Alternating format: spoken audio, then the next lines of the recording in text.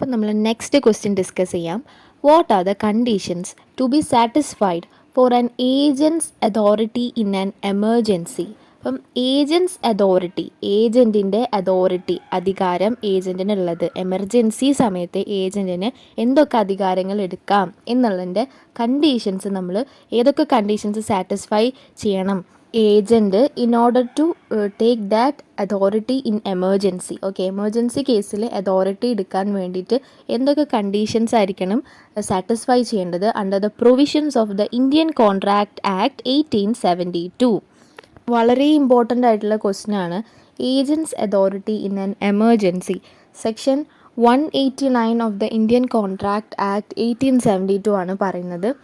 An agent has authority, ശ്രദ്ധിച്ചോ, an agent has authority, ഏജൻറ്റിന് അധികാരമുണ്ട്. ഇൻ ആൻ എമർജൻസി, എമർജൻസി സിറ്റുവേഷനിൽ ഏജൻറ്റിന് അധികാരമുണ്ട്.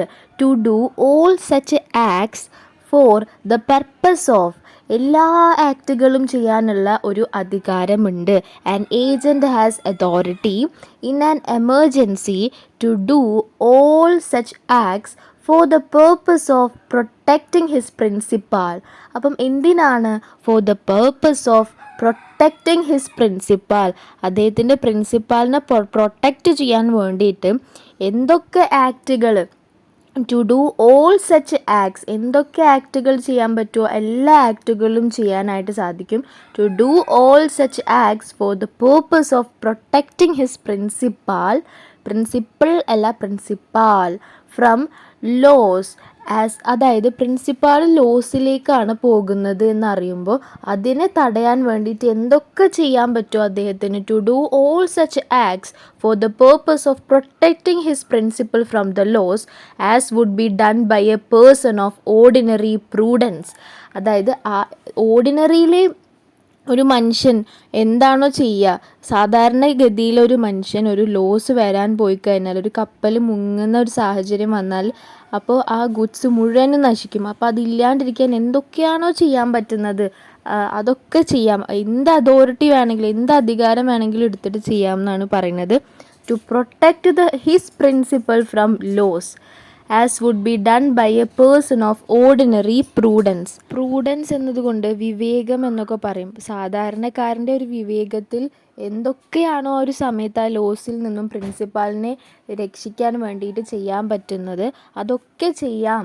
To do all such acts for the purpose of protecting his principal from loss as would be done by a person of ordinary prudence. സാധാരണ വിവേകമുള്ള ഒരാൾ എന്ത് ചെയ്യുന്നു അതൊക്കെ ചെയ്യാൻ സാധിക്കും. In his own case under similar circumstances. അതായത് അങ്ങനെ ഒരു കേസ് പെട്ടെന്ന് അദ്ദേഹത്തിന് വന്നു കഴിഞ്ഞാൽ, ഇൻ ഹിസ് ഓൺ കേസ്, അപ്പം അദ്ദേഹം ഒരു ഏജൻ്റാണ്, അപ്പോൾ ആ സമയത്താണ് കപ്പൽ മുങ്ങുന്നത്.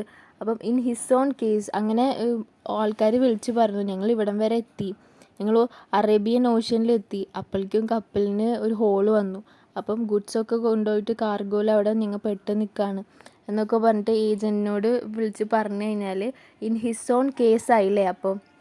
അപ്പം അങ്ങനെ ഇനി അങ്ങനത്തെ പലതരം കേസുകളുണ്ടല്ലോ ലോസ് വരാൻ വേണ്ടിയിട്ട് അണ്ടർ സിമിലർ സർക്കംസ്റ്റാൻസസ്. അങ്ങനെ ഇതുപോലെ പല കേസുകളും ഒരാൾക്ക് വന്നിട്ടുണ്ടാവും, അതുപോലെ വേറൊരു ഏജൻറ്റിന് വരും. അപ്പോൾ അങ്ങനെ സിമിലർ ആയിട്ടുള്ള ഈ കേസസിലും എല്ലാത്തിലും, എമർജൻസി കേസസിലും എല്ലാത്തിലും നമുക്ക് ഈ എന്തൊക്കെ കണ്ടീഷൻസ് ഈ ഫുൾഫിൽ ചെയ്താലാണ് ഏജൻറ്റിന് അങ്ങനെ ഒരു എമർജൻസി സിറ്റുവേഷനിൽ അതോറിറ്റി കൂടുതലായിട്ട് എടുക്കാൻ പറ്റുകയെന്നാണ് ചോദിക്കുന്നത് ഇവിടെ ക്വസ്റ്റ്യൻ.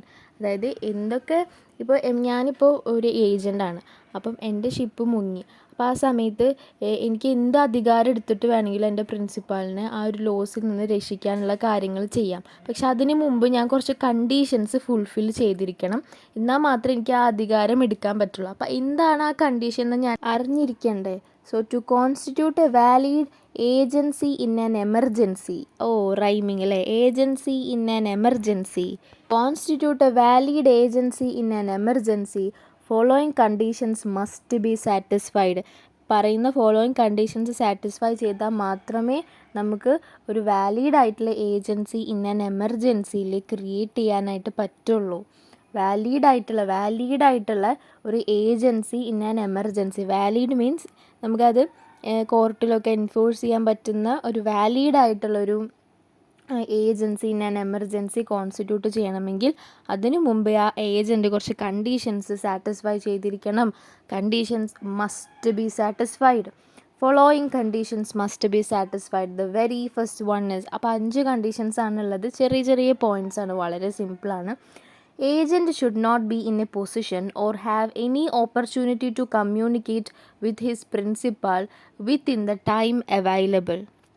കണ്ടീഷൻ എന്നൊക്കെ പറയുമ്പോൾ നമ്മൾ വിചാരിക്കും വലിയ കാര്യമാണ്. അങ്ങനെയൊന്നല്ല, സിമ്പിളാണ്. അതായത് ഏജൻറ്റ് പെട്ട അവസ്ഥ ഉണ്ടാവുമല്ലോ, ഏജൻറ്റ് ആകെ കുടുങ്ങൂലേ, അപ്പം ആ കുടുങ്ങുന്ന അതിനെയാണ് ഇവിടെ കണ്ടീഷനെ കൊണ്ട് ഉദ്ദേശിക്കുന്നത്.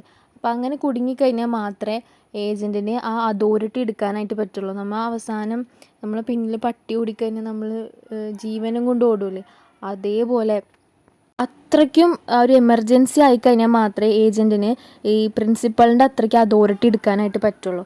അപ്പോൾ ആ ഒരു കേസസ് ആണ് ഇവിടെ പറയുന്നത്. Agent should not be in a position or have any opportunity to communicate with his principal. അപ്പം നമ്മുടെ പ്രിൻസിപ്പാളുമായിട്ട് കമ്മ്യൂണിക്കേറ്റ് ചെയ്യാനുള്ള എല്ലാ ചാനൽസും മുറിഞ്ഞ് നിൽക്കുകയാണ്. അതായത് തീരെയും പ്രിൻസിപ്പാളുമായിട്ട് കണക്ട് ചെയ്യാൻ പറ്റാത്തൊരു സാഹചര്യമാണെങ്കിൽ മാത്രമേ ഏജൻറ്റിന് അദ്ദേഹത്തിൻ്റെ അതോറിറ്റി എക്സീഡ് ചെയ്യാനായിട്ട് പറ്റുള്ളൂ. Agent should not be in a position or have any opportunity to communicate with his principal within the time available. അപ്പോൾ അതിനെയാണ് എമർജൻസി എന്ന് പറയുന്നതല്ലേ. അദ്ദേഹത്തിന് ഒരു ടൈം കിട്ടണില്ല, പ്രിൻസിപ്പാളിനെ കമ്മ്യൂണിക്കേറ്റ് ചെയ്യാനുള്ള ടൈമും ഇല്ല, ഓപ്പർച്യൂണിറ്റി ഇല്ല. അത് മനസ്സിലാക്കണം, രണ്ടുമില്ല. ഓപ്പർച്യൂണിറ്റി ഇപ്പോൾ ഏജൻറ്റ് വേറെ സ്ഥലത്തും അതുപോലെ തന്നെ ഏജൻറ്റിൻ്റെ ഈ ഫോണ് വേറെ സ്ഥലത്തും ആയിരിക്കും.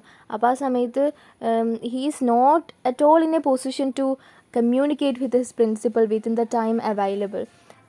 അതുപോലെ തന്നെ വളരെ ഇമ്പോർട്ടൻ്റ് ആയിട്ടുള്ള നെക്സ്റ്റ് ഒരു പോയിൻ്റാണ്, there should have been actual and definite commercial necessity for the agent to act promptly. അപ്പോൾ അങ്ങനെ പെട്ടെന്ന് ഏജൻറ്റ് ആക്ട് ചെയ്യണമെങ്കിൽ അവിടെ എന്ത് വേണമെന്നാണ് പറയുന്നത്, there should have been actual ആയിട്ടുള്ള, ശരിക്കും റിയൽ ആയിട്ടുള്ള ആൻഡ് ഡെഫിനിറ്റ് ആയിട്ട് നമുക്ക് പറയാൻ പറ്റണം ഒരു കൊമേഴ്ഷ്യൽ നെസസിറ്റി. ഇത് ശരിക്കും അങ്ങനത്തെ ഒരു കാരണം നമുക്ക് പെട്ടെന്ന് പറയാൻ പറ്റണം for the agent to act promptly. അപ്പോൾ ഏജൻറ്റ് അങ്ങനെ ആക്ട് ചെയ്യണമെങ്കിൽ ശരിക്കും ആക്ച്വലായിട്ടും ഡെഫിനിറ്റും ആയിട്ടുള്ളൊരു കൊമേഴ്ഷ്യൽ നെസസിറ്റി ഉണ്ടായിരിക്കണം എന്ന്. അതായത് ഈ കാർഗോ ഒക്കെ ഷിപ്പിലാണ്, അപ്പോൾ കാർഗോ ഒക്കെ ഫുള്ള് നശിക്കാൻ പോവുകയാണ് എന്ന് കേട്ടാൽ, അതുപോലെ തന്നെ സ്റ്റോർ ഹൗസിൽ തീ പിടിച്ചു എന്ന് കേട്ട് കഴിഞ്ഞാൽ അത് കൊമേഴ്ഷ്യൽ നെസസിറ്റി ആണല്ലേ. അതിൽ നിന്നും ആ ഫയറൊക്കെ എക്സ്റ്റിങ്ക്യൂഷർ ചെയ്യണം, അല്ലെങ്കിൽ ഫയർ ഡിപ്പാർട്ട്മെൻറ്റിനെ വിളിക്കണം എന്നൊക്കെ ഉള്ളത് ഏജൻറ്റ് പെട്ടെന്ന് ചെയ്യുന്നതാണ്. അതൊക്കെ കൊമേഴ്ഷ്യൽ നെസസിറ്റി ആണല്ലേ.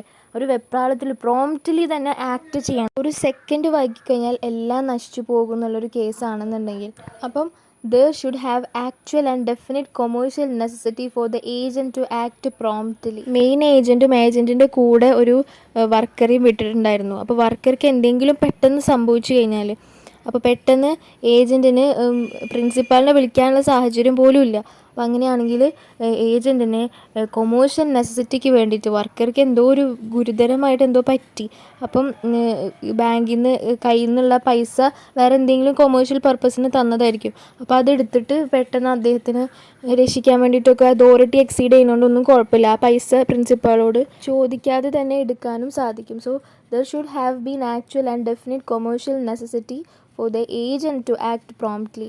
അതുപോലെ തന്നെ the agent should have acted bona fide and for the benefit of the principal. ശരിക്കും ഒരു ട്രൂ ആയിട്ടുള്ള കാര്യത്തിന് വേണ്ടിയിട്ടായിരിക്കണം ചെയ്യേണ്ടത്.